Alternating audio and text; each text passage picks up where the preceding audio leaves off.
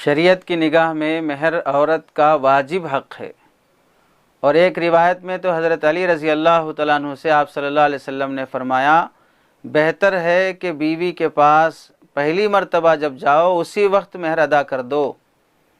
مہر ادا کرنے میں تاخیر نہ کی جائے۔ ایک روایت میں آپ صلی اللہ علیہ وسلم نے فرمایا مہر اگر ادا نہیں کرے گا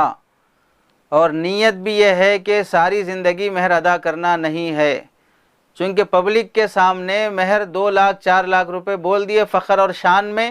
اب دینا کسی کو نہیں ہے اور دینے کی حیثیت بھی نہیں ہے، اسی طرح اگر وہ شخص دنیا سے چلا جائے گا، انتقال ہو جائے گا، تو قرضہ جس طرح پڑوسی کا قرضہ، پارٹنر کا قرضہ، کسی دوسرے انسان کا قرضہ لے کر مرنے کا جو گناہ ہوگا،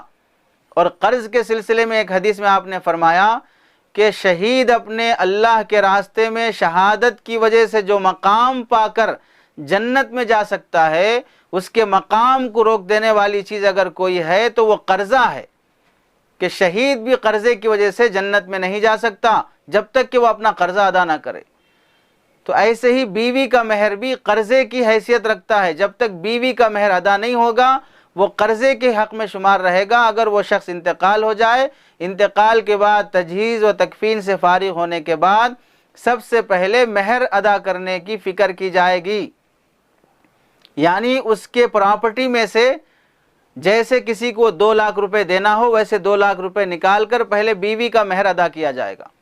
اس کے بعد بچی ہوئی پراپرٹی میں پورے وارثین کا حصہ چلے گا۔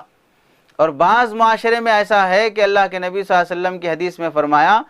کہ جو شخص مہر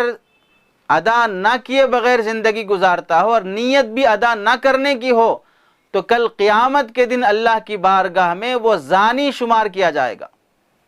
حالانکہ اس نے جائز طریقے سے اپنی بیوی سے نکاح کیا ہے، جائز طریقے سے اس نے ہم بستری کی ہے، پھر بھی مہر ادا نہ کرنے کی نیت کی وجہ سے وہ شخص اللہ کی بارگاہ میں بدکاروں کی صف میں شمار کیا جائے گا۔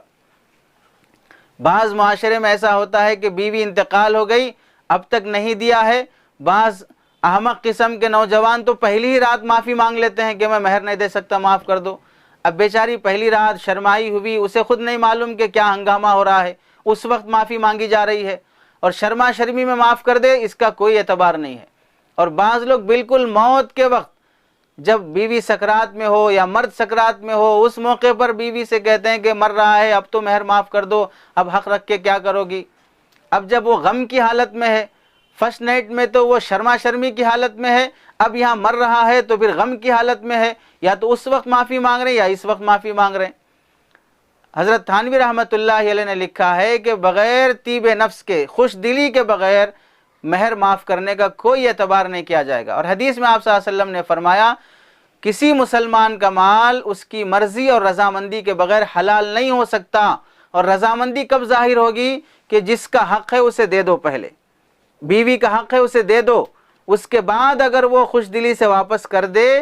تب سمجھا جائے گا کہ اب یہ مہر معاف کر رہی ہے۔ دیے بغیر یہ سمجھ لینا کہ نہیں بیوی چاہے کیا پوچھ سکتی، وہ کیا میں کیا، دونوں ایک ہی ہیں، دونوں ایک نہیں ہیں۔ آپ تنہائی میں چیک کر لیں اپنے آپ کو،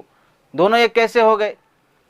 بیوی کا حق بیوی کا رہتا ہے، شوہر کا حق شوہر کا رہتا ہے، اس لیے شوہر بیوی کا مہر حق واجب ادا کیے بغیر اگر مرتا ہو تو قرضہ سر پہ لے کے مر رہا ہے، اگر ادا نہ کرنے کی نیت سے مر رہا ہے تو کل قیامت میں بدکاروں کی صف میں شمار کیا جائے گا۔